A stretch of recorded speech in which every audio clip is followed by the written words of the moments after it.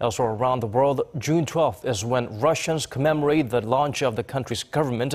However, some chose to express their dissatisfaction with the current leadership instead. Protesters boldly took to the streets, demanding an end to corruption at the very top level. For details, let's turn to our Lee Ji-won. A peaceful rally was held across Russia on Monday, with demonstrators protesting against Russian President Vladimir Putin and his administration's corruption. Hundreds of thousands of protesters gathered in more than 100 Russian towns and cities, chanting "Putin out and Russia without thieves." The demonstrators, many of who are young, demanded the removal of corrupt officials and even a change of power at the top.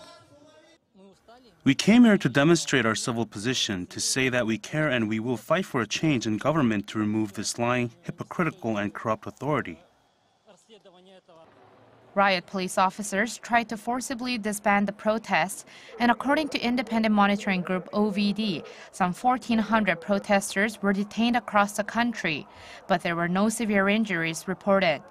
Alexei Navalny, a former lawyer and the organizer of the protest, was also detained in front of his house in Moscow as he was heading to the protest. Late on Monday evening, Navalny was sentenced 30 days in prison for calling people to an unauthorized protest. Monday's demonstration comes nearly 3 months after Navalny's last protest in late March. The latest demonstration was timed to coincide with Russia Day, a public holiday marking the fall of the Soviet Union and the launch of the Moscow government.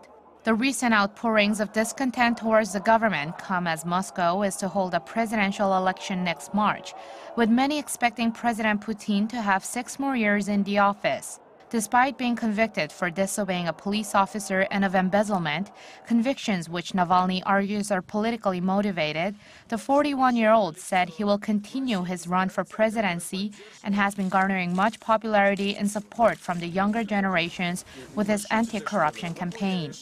Lee Ji-won, Arirang News.